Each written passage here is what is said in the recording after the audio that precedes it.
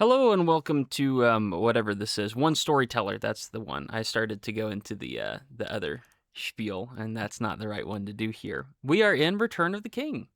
Finally. You said this is the best book. Yeah. Best of the three or best period? Oh, well, as a whole, I don't really have problems saying Lord of the Rings is the best book. It got divided into six for publishing purposes. Arbitrary Well, reasons. three. But as we have it, they're separate as a trilogy.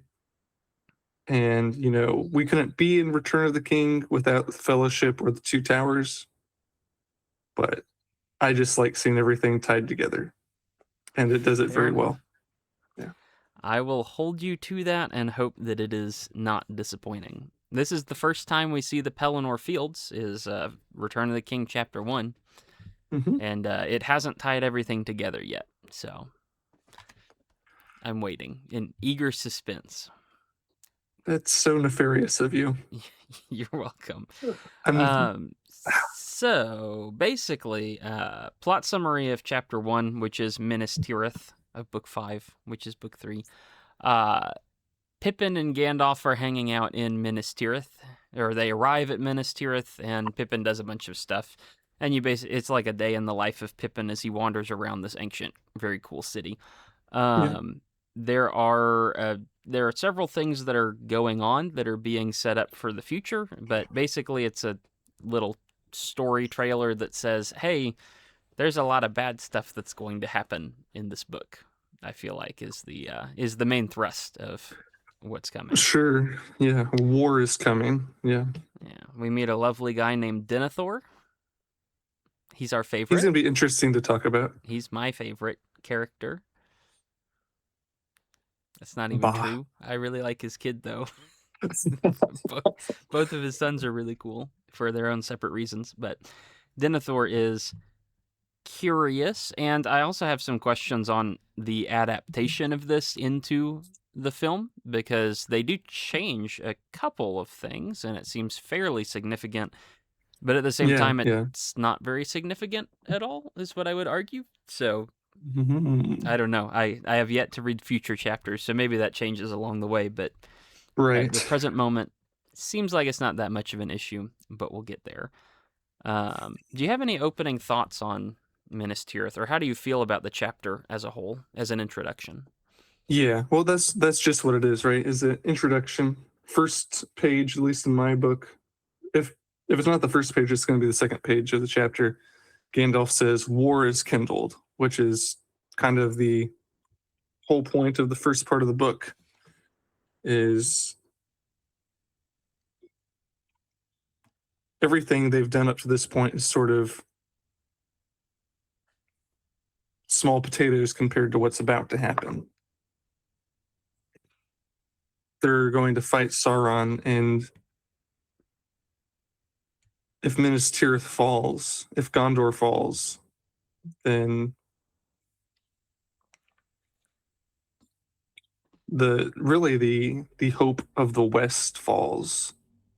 You know, maybe technically that's not true, but you lose a lot if Sauron crushes Gondor.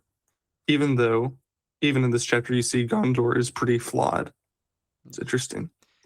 Yeah, I for think my sure. favorite part of the chapter, though, is we spend a ton of time with Pippin. We've seen hints of him before, and we'll see him again. But this is his chapter, like 100%, and it really serves to establish him very well. Um, like we've seen him in that Treebeard chapter with Mary. Um, But even so, Mary was very much the voice, and Pippin was also there.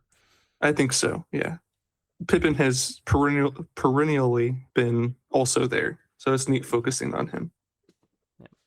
He's pretty cool, and he even gets a callback all the way back to the land of Bree, back in Mhm. the middle of Fellowship of the Ring, the middle of the first section of Fellowship of the Ring. So Yeah. it's nice to see some bows are being tied, even though we have plenty more book left to get to. Hmm. So we begin with this approach. Pippin and Gandalf are riding to Gondor. And ultimately you'll get to Minas Tirith as well. Minas Tirith is the citadel. It's like the capital city of Gondor. Yeah. And that's the seat of Denethor, who's not the king, but he is the steward who rules in the king's absence. At least, well, for the moment, that's what his role is. And so there are several sections in this chapter where you just kind of stop and get a description of different things. When Pippin is riding through Gondor for the first time, Gandalf's seen all this before, but Pippin hasn't. I dropped my pen. When Pippin goes out to see the city and Baragond takes him and shows him all the region, or whenever they enter the citadel itself, or whenever they're walking through the main hall, or whenever they get into the bedchamber area or the food court or the whatever it is, everything is rife with descriptions. So if there's ever any specific description you want to call out, by all means feel free to do so. I've decided that skimming over those is best for my mental health, so that's where we're at. I unfortunately can respect that. Yeah. It's fine. It's nice to see that the world is lived in, and at a certain point you're like, yep, that's lived in, and then you just kind of move on to the actual sections of the chapter. So remind me, why is Pippin being taken to Gondor in the first place? Yeah. Do you remember how the Two Towers ended? Or the Helm's first part of the Deep. Two Towers. Yeah, and then you had the journey to Isengard, Mhm. Merry and Pippin catching up, Aragorn, Legolas, and Gimli confronting Saruman, Yep. and then they're leaving, and a Nazgul flies overhead, and Gandalf knows whatever Sauron ends up thinking of Saruman, that Sauron's going to be about ready to put some pieces together. Okay. And Gandalf knows Gondor's next on the chopping block. Mhm. He takes Pippin, though, because Pippin has been seen by Sauron through the Palantir. Yep. And it's possible Sauron might be looking for Pippin. And so he's going to put Gondor that Sauron is after and Pippin that Sauron might be after in one place. Okay. Yeah. And Sauron, I forget if it's stated or if it's just implied that Sauron thinks Pippin is the one with the ring. That's the best guess Sauron has so far. Yeah. Yeah. Okay. So I thought I remembered that right. That's good. Yeah. They ride in for this purpose, is basically get Pippin in the safest area possible. There's a statement made somewhere in the chapter that is, if Minas Tirith dies, everything else dies too. So may as well put you here. It's the best you're going to have, essentially. Yes. Yeah. And maybe that's when, after Pippin swears fealty to Denethor, Gandalf says, I'm not really angry about it because, this is the best place for you, even if maybe that wasn't the wisest decision in the moment. Mhm. So they are riding into the country. As they ride in, the beacons of Gondor light up. Yes. That was a shock.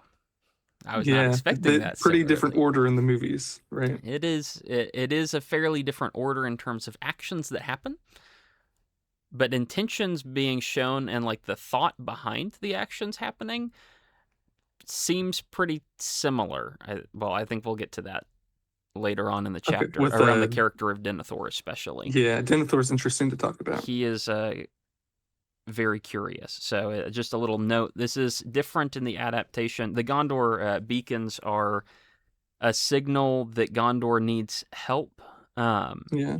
In the movie, it seems that they are more a signal for Rohan than anyone else. Is that true in the book as well? Or is it just a signal to everybody in the region? Yeah, well, the only people in the region is Western Gondor and Yep. Rohan. So you'd imagine Western Gondor would be more on the loop anyway. So it is for Rohan. Yeah. Okay. But maybe it's also the rest of Western Gondor being signaled. Yeah. There's a big point at the end, or near the end of the chapter, that basically all these different places in Gondor are all coming together. And so I didn't know if that was from the beacons or if that was Yeah, just from the messenger pigeons or whatever it might be. yeah. It might be the beacons too. Yeah, We just don't know.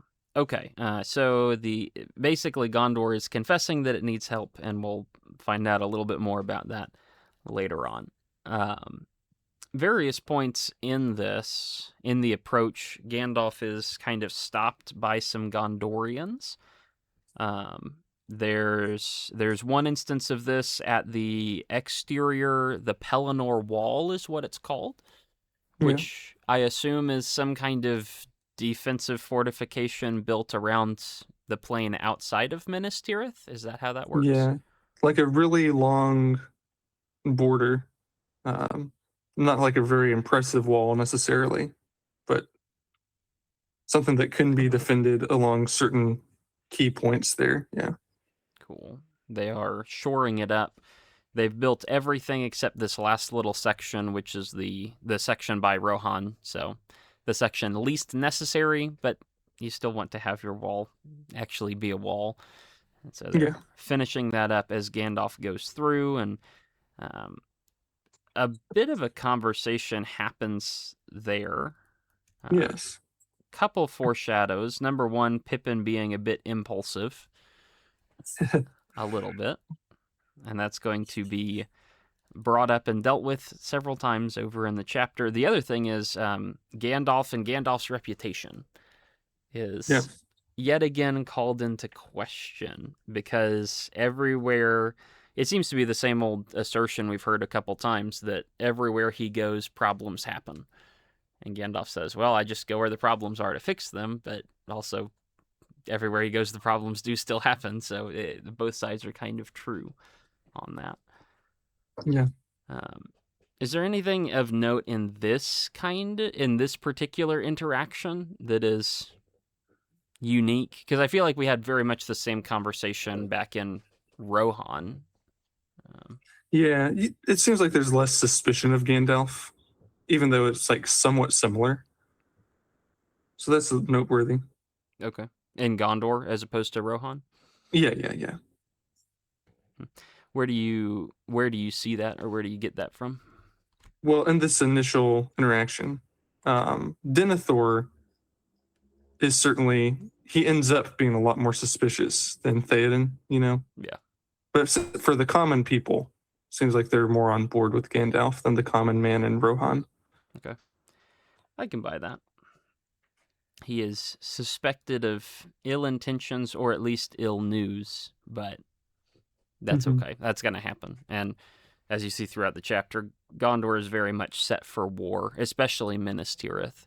And so it would make sense that Gandalf is coming here, even though everybody knows that it's kind of a tough sell when he arrives. So they arrive at the city of Minas Tirith. And the first thought is Minas Tirith is just Rome, because it's a city built on 7 levels. Yeah, That's as far as that kind thought of goes. a literal Rome in that sense. It is from what I understand, it's a pretty wonderful city that is nice. It's old. It was constructed back in the days when people actually knew how to build things, Yeah, and so so that it's makes it feel very Roman. Yeah. quality. But Mhm. it's also pointed out that it is empty of people. Yes. Yes. Why is it empty of people? Well, even though so.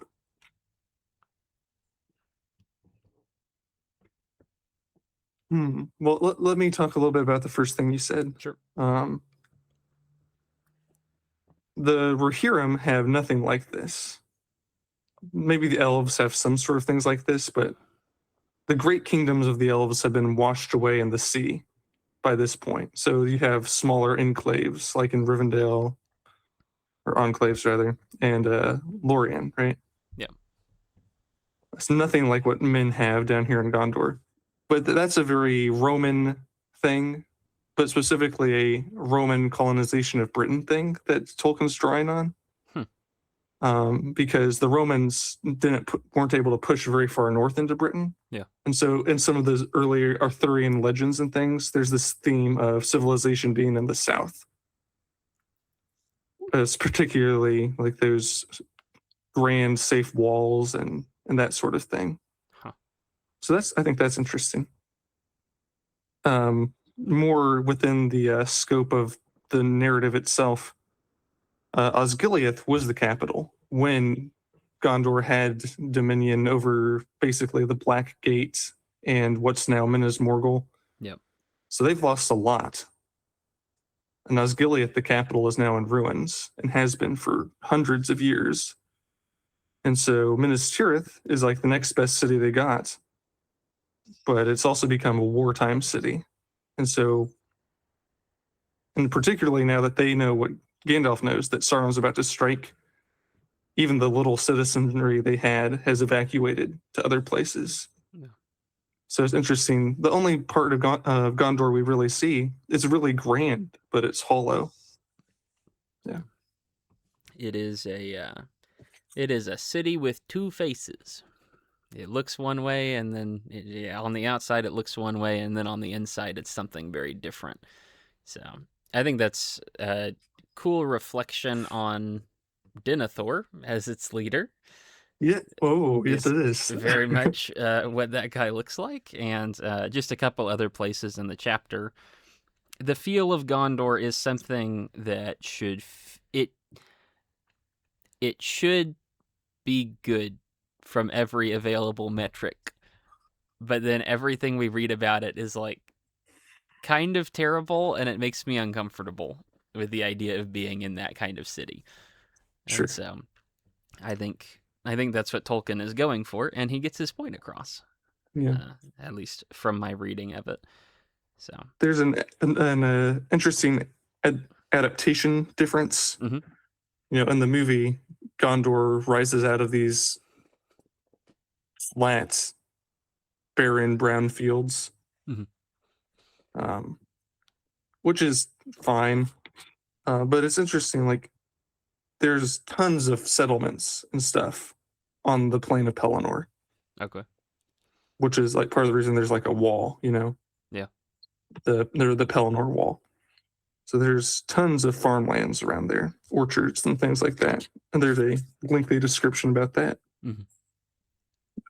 So it's kind of like a Mott and Bailey for the whole region, is what Minas Tirith is.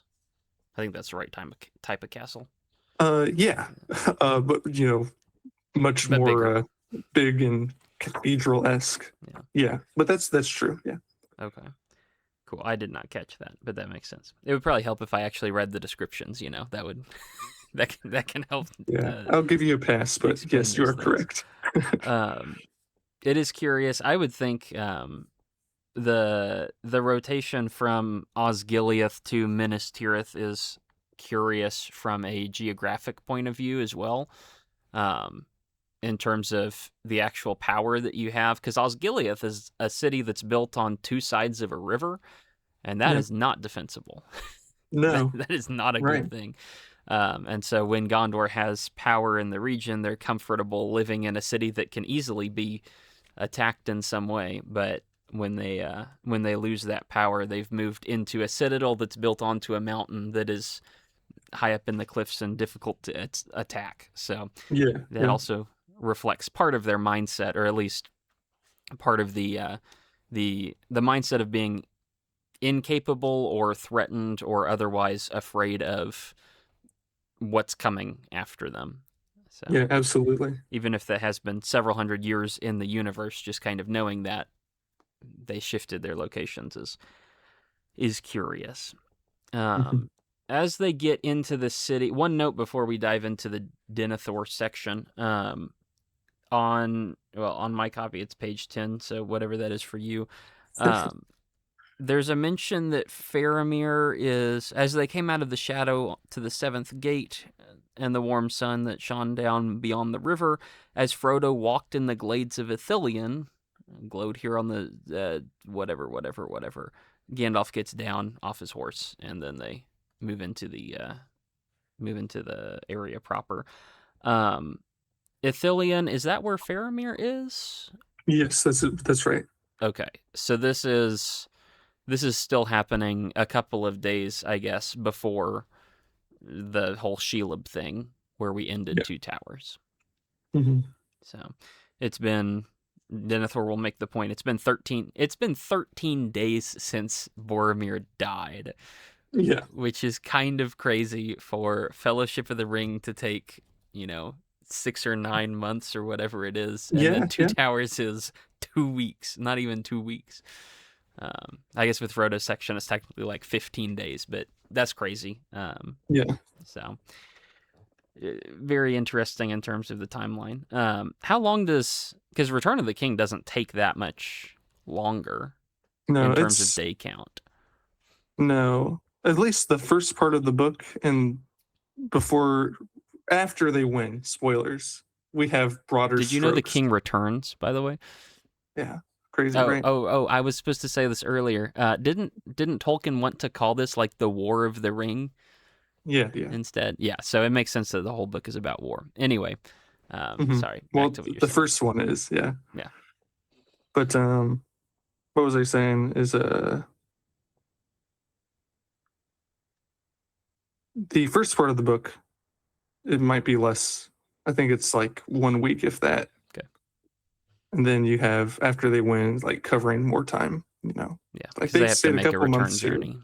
Yeah, yeah, So is it in all? It's like a year. Is that what the yeah. entire from Frodo leaving to Frodo returning is like a year or something like that? I believe that's right. Okay. Cool. Yeah. So the time scale of the books is quite curious.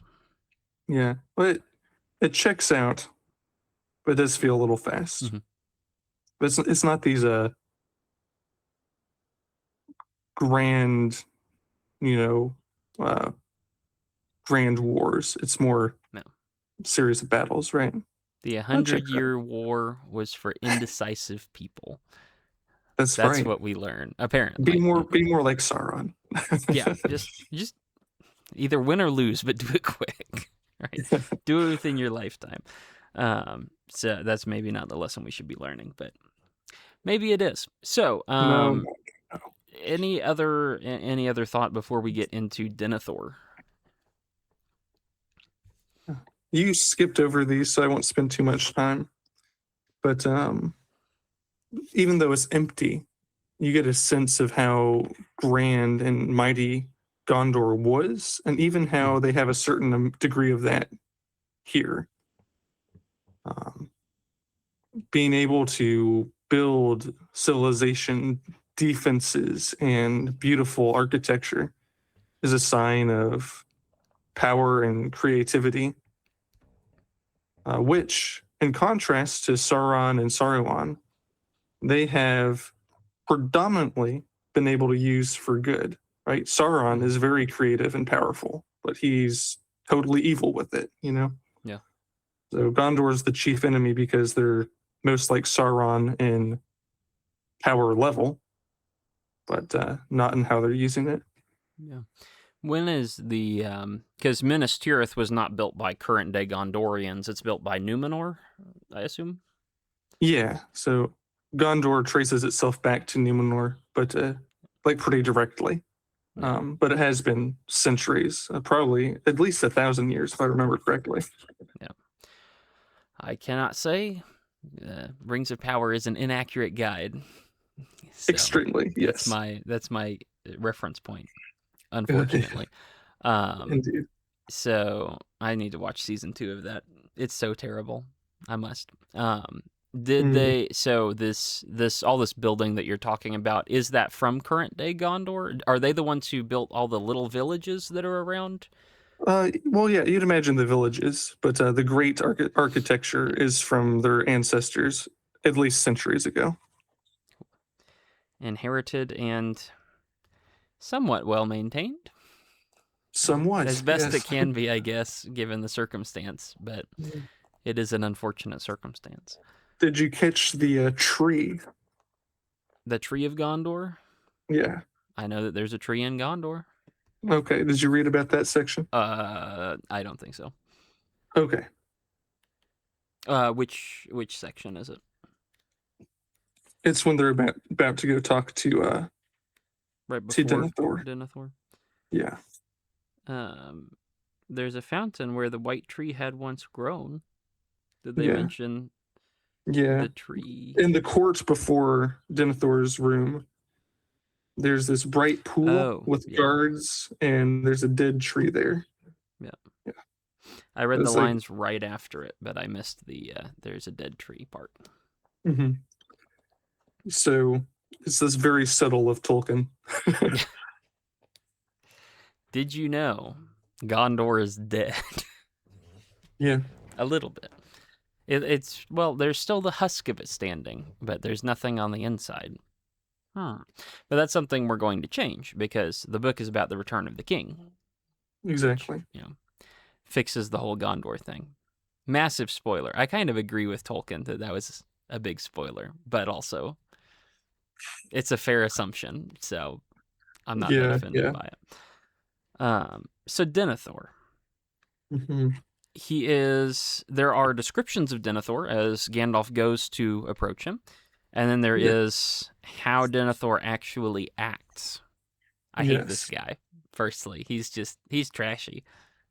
I don't like him. Sure. Sure. He's described as kind of manipulative. Well, not kind of, I guess. He's just described as manipulative.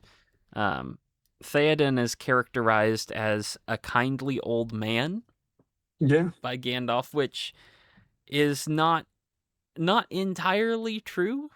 I guess. Well, I guess for what Merry and Pippin would have seen of him, he was Yeah. mostly the kindly old man. Yeah. For the Hobbit's perspective, it's accurate. Yeah. Yeah.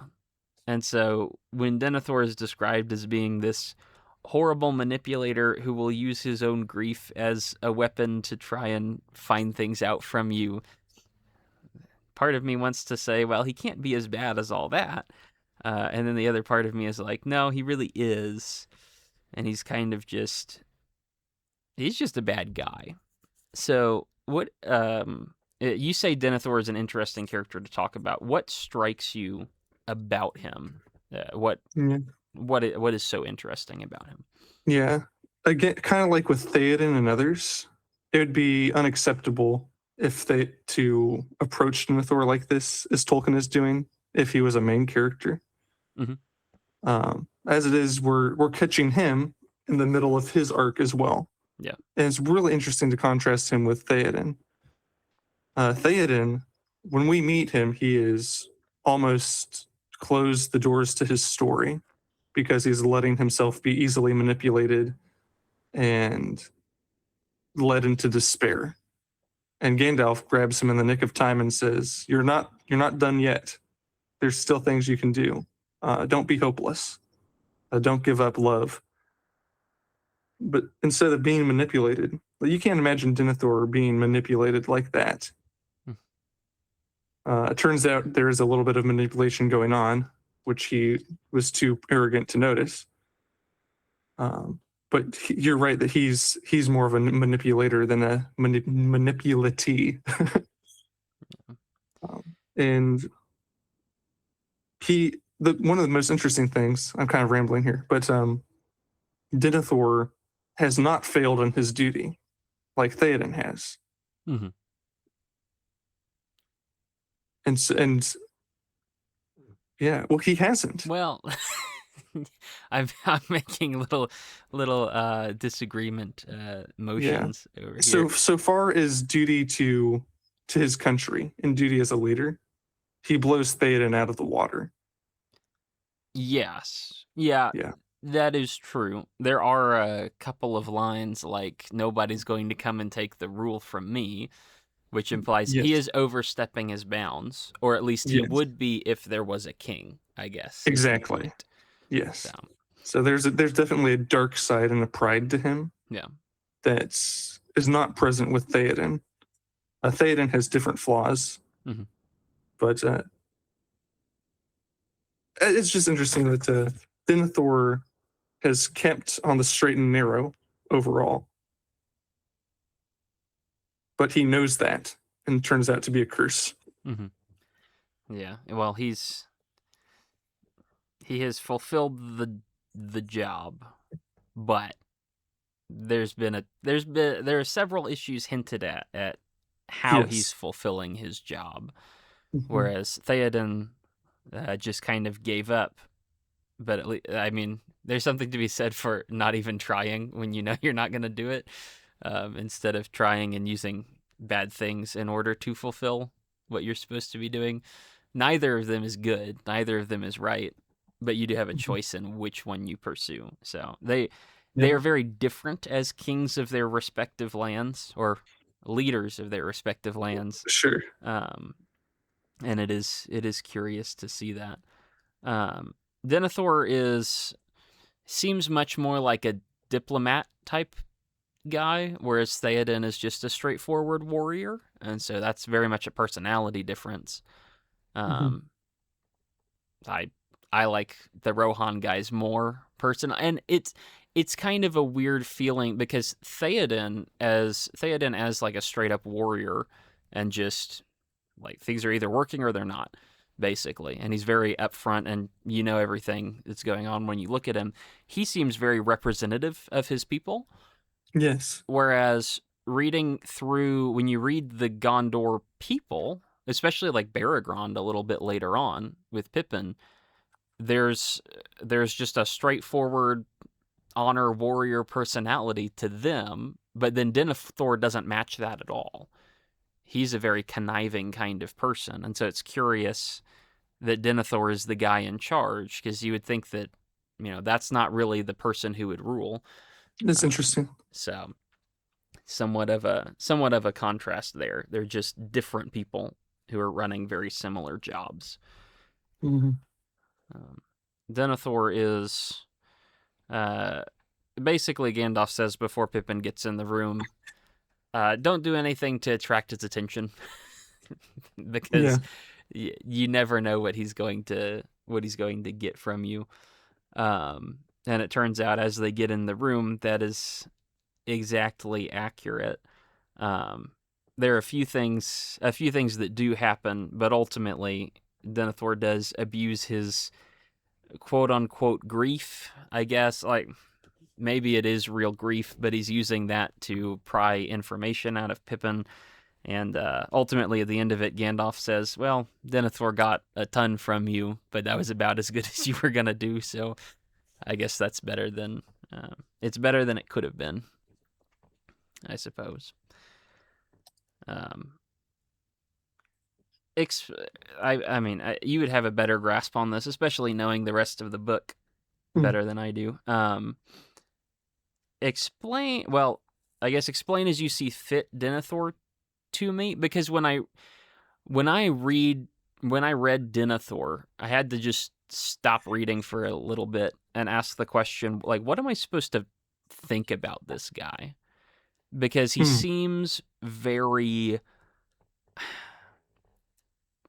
temperamental's not the right word, wishy-washy's not the right word, but like he jumps really quickly from depression to just wanting to hear some stories from Pippin, and he goes right back to being combative with Gandalf. And I don't know if it's just. I suspect it's probably him being manipulative in whatever way, but it also may be just a reflection of his grief as he's trying to distract himself and do these other things, or maybe he's just using that as a tool against Pippin. Um, I didn't necessarily read him as an evil person, No. No. but I also kind of did. I don't know what I'm. It's just weird. He's a weird guy. Yeah. He's he's much more resolute Hmm. and intelligent than like film Denethor. Yeah. That's what I would say. Like in contrast to him. Well, film Denethor, you see him and you're like, oh, that guy looks kind of bad. Yes. Good job, Denethor actor. John Noble, I'm pretty sure that's what his name is. That's right. Yeah. Quality. Exactly For what was going for. Here, for the book Denethor, you can tell even if you can't quite articulate it. I think Tolkien does a good job of giving you the sense that just like Gandalf comes before Theoden, and Theoden has to make a choice. Gandalf is able to just straight up tell Theoden, "Hey, you got to make a choice." It's Yeah. more implicit in the Denethor interaction, more subtext. Mhm. Because in this case, Denethor shows his greatness and power by hiding some things from Gandalf, as we'll see in some later chapters. Yeah. You can already feel some of that here with some of Yeah. the things that are said. But what Gandalf says, we'll be able to retroactively see is, okay, Denethor is making a choice here. And you can kind of get a sense of that. Like he's on the edge of one way or another, watershed moment. Mhm. And we find out later he ends up choosing poorly. Um, he wouldn't say this, but it's just arrogance and self-pity in a unholy alliance here. Denethor, he has all the credentials of being a good leader, Mhm. but it's kind of like a even worse side, like dialed up to 11 of some things we saw in Boromir. Remember, Boromir snaps and wants to take the ring because he says, "Me and my people have been putting ourselves on the line. Mhm. Why? Why should I like submit to you or your plans when you don't know what's actually going on, Yeah. or you haven't been helping?" And despite Denethor's claims to know everything else that's going on, he's blind to the most important parts of the bigger picture, Mhm. because he basically just wants honor for what he's done, and he doesn't feel like he's getting it, which maybe not, but that he lets that kind of dominate his motivation. Yeah. There's a point made that Denethor and Boromir are totally unalike, but they do both share the same failings. Is Yeah, is the problem, and so if only Boromir was also unalike in that way. But Rip yeah, Boromir, he was cool while he lasted and did yeah. good things. It's Um, interesting. You just made me think. Boromir and Denethor are very different. mhm. Like you said, Boromir is more like the Rohirrim in being a warrior, Yeah, but they have that he's more same like the common flaw. man of Gondor. Yeah, yeah. But they both have that flaw. Faramir is more like Denethor, but without the flaw. Mm-hmm. And maybe that helps you understand Denethor better too. Yeah, Yeah. and Faramir is the better one. I like him. He's pretty cool. He is.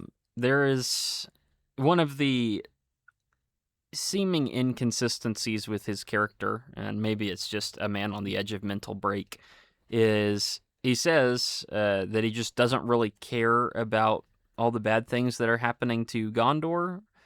Um, all of these signs forebode that the doom of Gondor is drawing nigh. Less now to me is that darkness than my own darkness.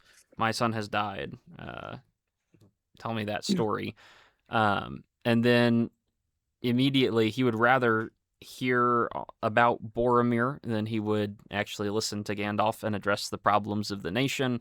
But then, in order Mhm. to dismiss Gandalf a little later on, he says, I care too much about the problems of the nation. I don't have time to listen to you." Yeah. And so I would suppose that's just him trying to get rid of Gandalf, basically, is I think so. what the core of that is. He doesn't want to plan with Gandalf. He wants to make his own decisions. Yeah. And so he's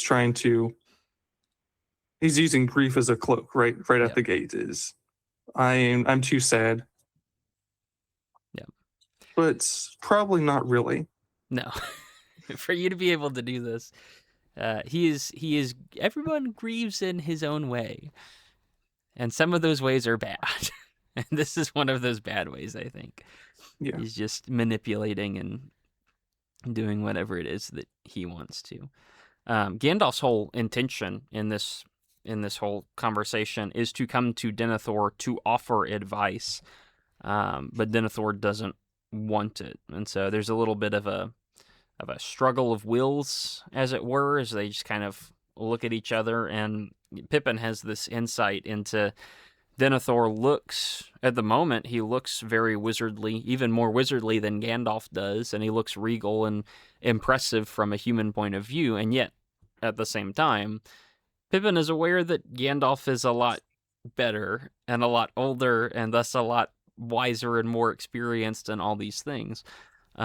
There's a curious parallel drawn between Gandalf and Denethor, I think. And ultimately, it's disappointing that Denethor won't listen to someone who is so similar to him.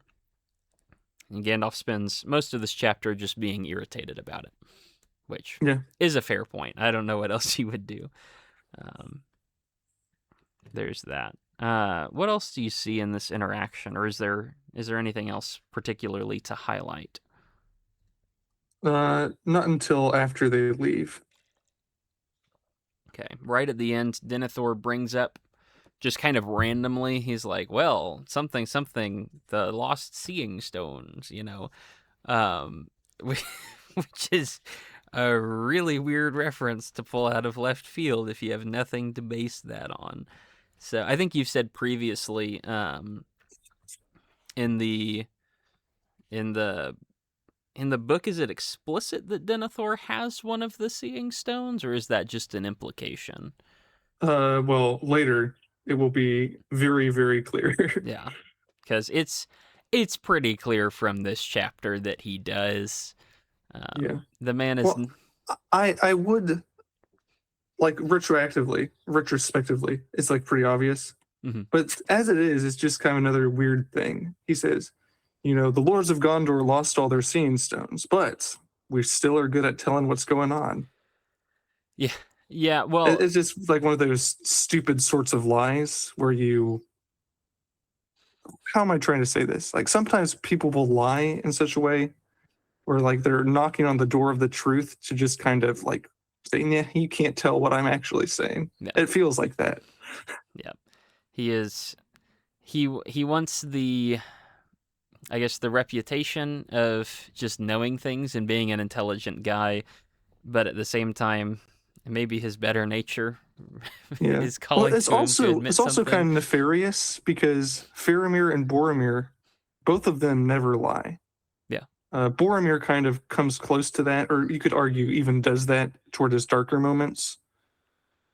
But this looks kind of innocent in this instance when you're first getting to know Denethor. But he has a seeing stone. And he's taking credit for it without saying he has a seeing stone. Yeah. It's a very petty lie the more you think about it.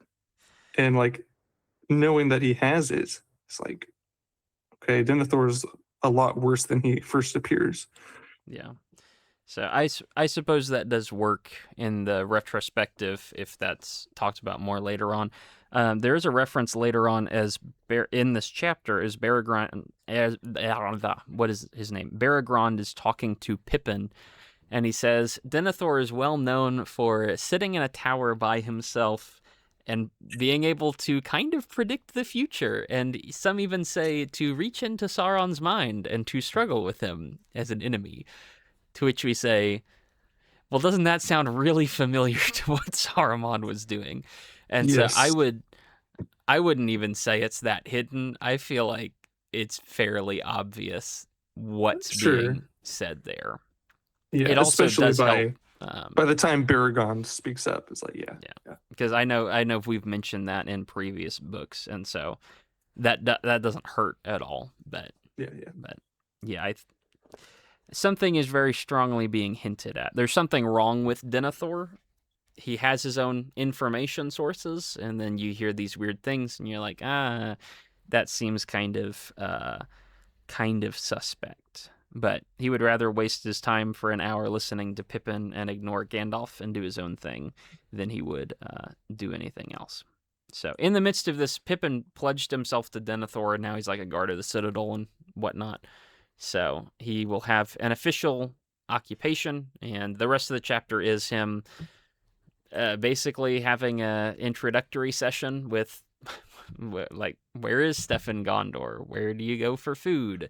What are That's you really doing? important. Like, how do you get through the gates and all sorts of different stuff like that. So that's essentially where he's at. Mm. Um, I do like right after they leave, mhm, you see some growth from Pippin, I think. mhm. He says, "Are you angry with me? I did my best." And Gandalf's like, "Yeah, you did do your best. Denethor's crazy. Good job, man." Yeah. Which, like, there's a change with Gandalf too, but it's Mhm. most interesting for Pippin. I don't know if he would have done that. He doesn't really do that after the Mines of Moria situation. No. Yeah, that's interesting. No, he has become more thoughtful, and there's specifically a line later on where he's eating and drinking with these men, the men of the guard, and they really like hearing his stories, and they're asking him all sorts of questions. And there's a specific line about how he has to pay special attention to watch his tongue so that he doesn't accidentally say something, Like in Bree, yeah, which is the Bree reference. yeah, His only trouble was to be wary, according to the counsel of Gandalf, and not to let his tongue wag freely after the manner of a hobbit amongst friends. So yeah. we have seen a massive change in Pippin. He's just more aware of people around him, and that not everybody is good. And so Right. you Or that definitely, even innocent motivations can be detrimental. mhm, yeah. Yeah. And I so, also like so that's neat for Pippin. mhm, I like how Gandalf reacts. He laughs even after this very intense meeting with Denethor. Pippin says he can tell Gandalf has lots of care and sorrow, mhm. but he can tell there's a joy underneath. Yeah. And like Tolkien's is not subtle with this at all. It's like it's just such a Christian picture. Um, especially after Gandalf has returned to life with this second chance here, or second mission, more like. There's almost like a greater awareness for Gandalf that there's more to the story than just this side of the sea. Mhm. And that is, in fact, what Denethor is not thinking about. Yeah. Well, Gandalf also takes credit for being part of the problem. You were stuck between the two of us. It's not, hey, Denethor is tough. It is, I, yeah, I was not helping in that situation. Granted, there's Yeah, nothing he can really do, right. um, but It just, he has a good humor about it. yeah. And I would say Gandalf is more patient than he was in something like Moria That's or the true. first half of Fellowship. And so Yeah, there's even growth from him as well. yeah, Sometimes you just have to laugh about it.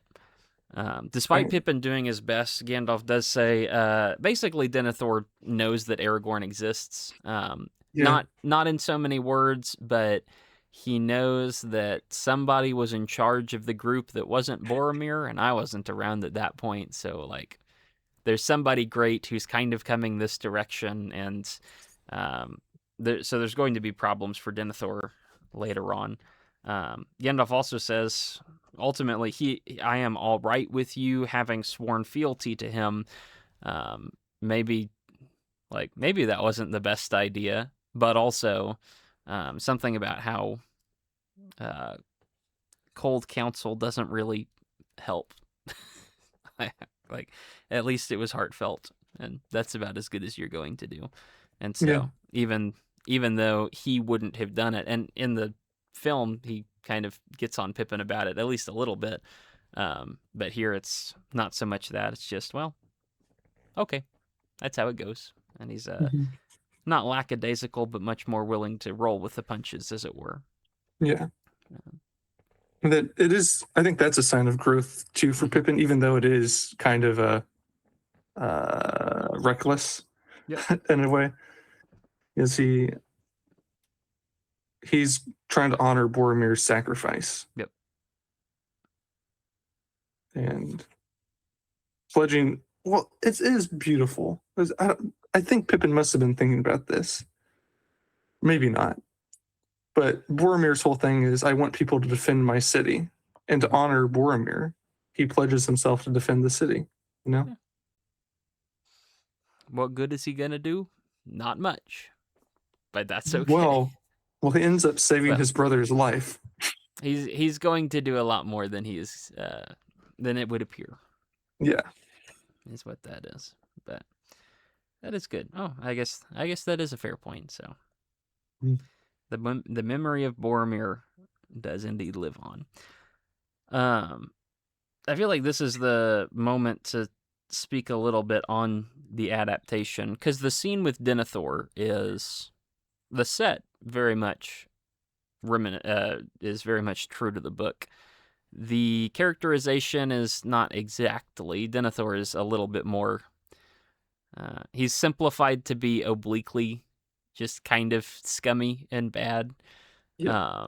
which I think works in the movie because you're already doing way too much in that film anyway, and so like I understand that the Yeah. streamlining there.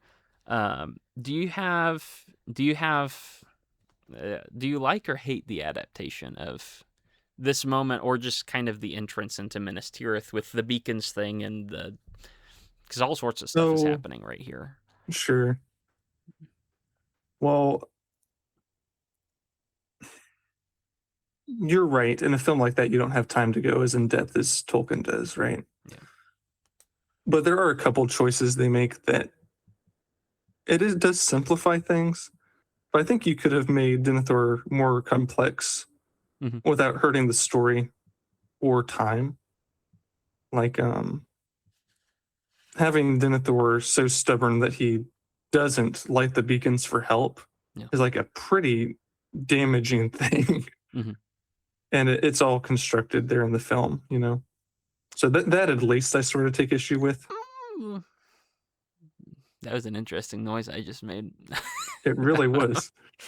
And even some of the dialogue choices, like you could have kind of had him be more conflicted, I'm sure, mm-hmm. or conflicted to look at. Less And outrightly hostile. that's what I'm trying to say. Yeah.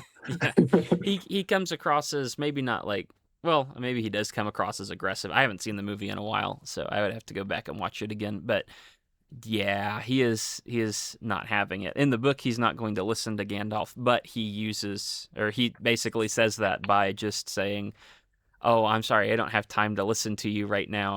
I'm a very busy Yeah. guy, whatever." Instead of just saying, "No, I'm not interested." So Right. there's definitely more subtlety in the book. At the same time, counterpoint, Mm. the beacon lighting specifically in the movie, it's used as Denethor is stubborn, doesn't want to call these other people to him, and he thinks he can just deal with the problem on his own. In the book, that is who Denethor is kind of what we've been arguing is I don't want to listen to Gandalf because I can deal with the problem by myself and I don't need all these external helps for it. Mm-hmm. And so it's thematically, it's a very similar kind of thing. There's also a line later in from, I think it's Baragond who says this as well, that everyone knows Gondor should have lit the beacons a while ago, but they I see. haven't. And so they've like it was a spur of the moment thing, and nobody even knows why they did it at that moment because, what was the inciting incident where suddenly Denethor decided to light them now. And so even that, it's on, let's see, I have it written down here. It's on page 24. Let's see. Why did we do this? Oh, it's somewhere. You can never find what you're looking for when you're looking for it. So true. I found the line where Denethor is unlike other men. He sees far. Some say as he sits alone in his high chamber in the tower at night and bends his thought this way and that. He can read something of the future and all those things. So it's that idea. Why were the beacons lit? It is over late to send for aid when you are already besieged, but I don't know the counsel of the Lord. There's something else that I read that's in there. Maybe I wrote down the wrong page for it. There's an indication that they should have already done it, and yet they've finally just gotten around to it. I think. So Yeah, yeah, sure. So there's a degree of arrogant independence there yeah. for sure. So I don't hate the adaptation. I get that it's not the same. It's not the same action, but it's along the same theme enough for me to say, I don't mind that. The Yeah, other I can respect that. Yeah. The other thing is, it's right after Pippin swears allegiance that Gandalf is like, we got to have you light the beacons. And so he turns around and just breaks his oath of fealty to Denethor for the greater good. And that's a part of the film. But also here, when Pippin swears fealty to Denethor, Denethor then says, "Tell me everything about your journey and about like Boromir and stuff." And Pippin immediately doesn't by trying to hide Aragorn as much as possible. And so again, it's a change in action, but it also reinforces the same kind of theme of Pippin Yeah. is subservient to Gondor, but there is a higher calling that he's going for. Okay, I'm picking up what you're So, putting down. The scope in this case does change things a bit, yeah. but you are right that thematically those are consistent. Yeah. One of the things in the appendices, or in the film version of the appendices, is, you know we tried to be faithful to it as much as we could, and Baragron's lines are taken. Baragron isn't in the movie, but some of his lines are taken and given to Gandalf as Gandalf is talking to Pippin.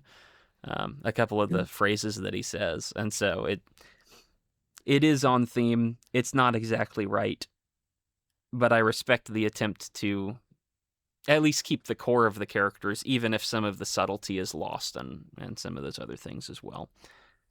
So Yeah. that's my thought on that. That's my big Okay. spiel. For the rest of the chapter, Baragron meets Pippin. They chat about a bit. It seems for as soon as Pippin mentions Aragorn, Baragron's like, "Aragorn, who is that?" And so it seems almost a little suspicious. But then, as you read the rest of the chapter, it just seems like he's a genuinely curious guy. Yes. And again, Yeah. nobody else in Gondor is scheming to the amount that Denethor is scheming. Denethor is a standout, unfortunately. He Yeah. is far and beyond what everybody else is. And so this is the moment where we learn they're evacuating everyone. This is the moment where we learn that the rest of Gondor is coming in to kind of bulk up the forces. They're called in part because the black ships were sighted, because Sauron is gathering evil people from all over the world, not just Mordor, but everywhere that is contrary to the values of Gondor. Um, Everybody in the guard is nice. The Yeah. kids are nice, and Hmm. Pippin is depressed, and that's the chapter. It's a vague summary, but like not that much actually happens in the rest of it. Is Yeah. there what do you want to call out from any of that? I think it's neat having Baragond. He's kind of like an Éomer in a way. Mm-hmm. Um, like I guess Faramir's technically more like Éomer. It's like this out of order, or no, in order in this case, introduction to Rohan before you get to the capital, but it's with different characters. Yeah. But Baragond is there's like a little hint of his of rules subversion. It's only in a smaller thing at this point. Technically, Pippin shouldn't have more breakfast. He says those who've had heavy duty can come have mid-morning meal, and so he decides to graciously extend that to Pippin. Mm. And yeah, Baragond is a very generous sort of man, and he explains the situation from a more like ground level perspective, which is definitely you would definitely feel that missing if Baragond was not here. Yeah. I just realized everywhere in my notes I've written Baragrond because I'm Oh, so certain that there's a second R in it, but there's not.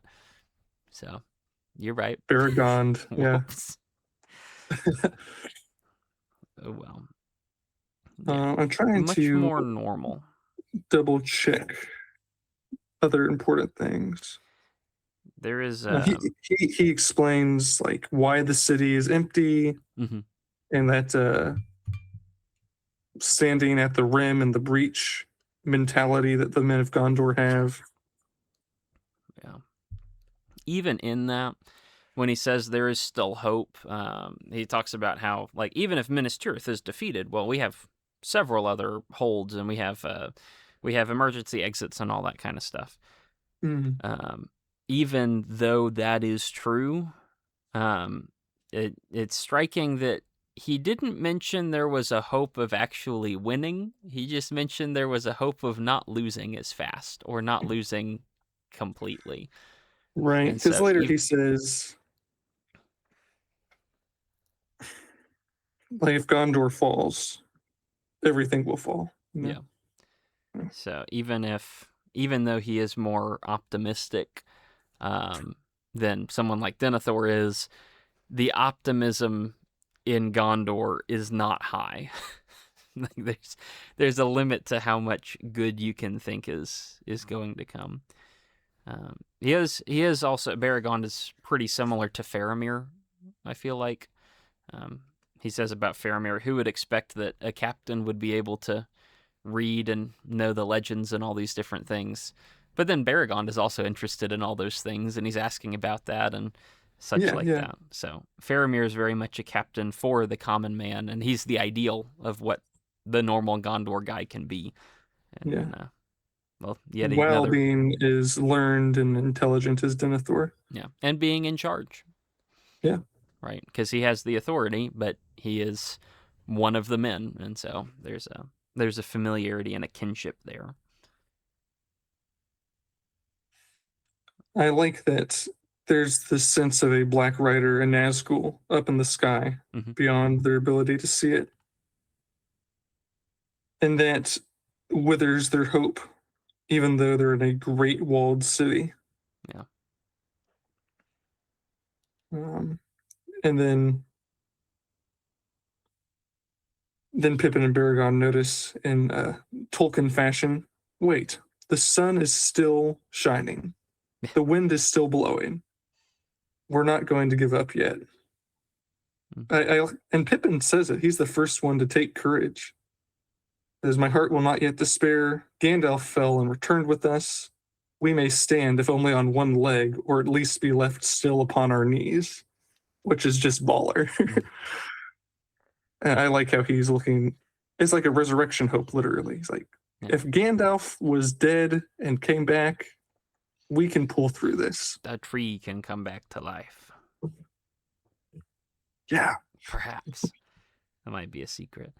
Yeah, there are a couple of elements like that in this chapter as well. There's a disassociation between the physical reality and the kind of spiritual reality of what's happening Mhm. to people.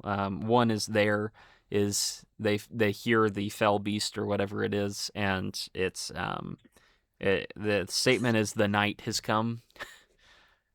And then no, it's not, because it's still the daytime. What are we talking about? Of course not. But Yeah. there's this dread, even though it's not physically dark outside. When Gandalf returns at the end of the chapter, his statement is, "I'll get you at dawn." Well, I won't get you at dawn. There is no more dawn, Yeah. which isn't true physically. There's going to be the sun rises on another day, but it is true spiritually because like Well, there is minimal hope that is yeah. left It's at this going to point. turn out to be true physically, too.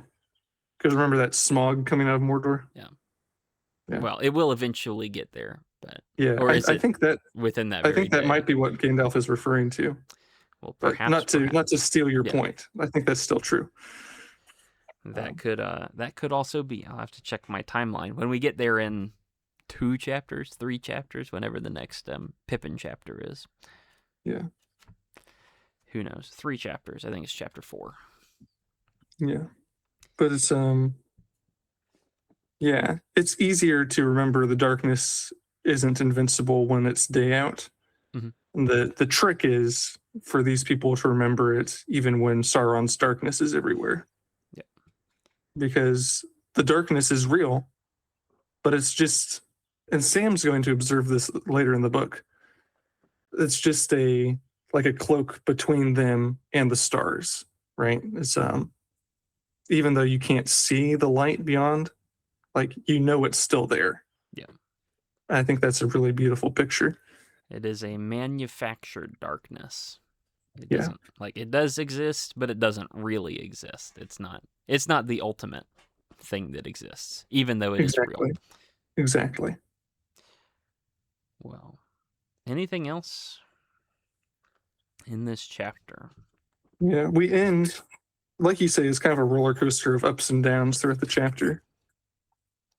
Um, there's a fun interaction with Baragon's son, Burgle. Mhm. But at the end, it's kind of this mixed note of, well, we've had lots of people come to help us from Western Gondor, Yeah. but it's not enough people. Yep. And it's because the Corsairs are antagonizing the Western coasts. Mhm. And so they can't send more than they've sent. And everyone's trying to be excited. It's like, I feel like everyone has a awareness that this is not enough people. Yeah. There's a public rejoicing as the people come in, and then there is a private murmuring as the people pass them, or after the people Exactly. pass them. Yeah. It is another example of it looks one way, and then it is actually another. So, Yeah. very much Gondor at this point. We'll see what happens when the king returns. Coming in Indeed. chapter 2. Or probably not quite. Not quite. Probably a little bit after. Well, anything else on that chapter? Is that a pretty good That's all I got. summary? Yeah. All right, then we'll pick up next week in chapter 2 with the passing of the Grey Company, which is about Aragorn and his constituents instead of Pippin and Gandalf. At least from what I could tell from skimming the first paragraph. Yeah. It's more about Theoden and Mary. Oh, well, they're pretty cool too. Yeah. Is this book, it's not going to do one half, other half. It's not like Frodo and Sam only happen in the second half, is it? The chapters alternate more? No. It keeps to the same rule. Oh. Yeah. But it sort of cheats because Frodo and Sam only have 2 chapters. Oh, and then right. And then it's the combined thing. Yeah. That makes sense. Makes sense. Okay, so we'll wait until the actual plot happens in the second half of the book. But until then, thanks for listening, and It's crazy. We'll see you in chapter 2.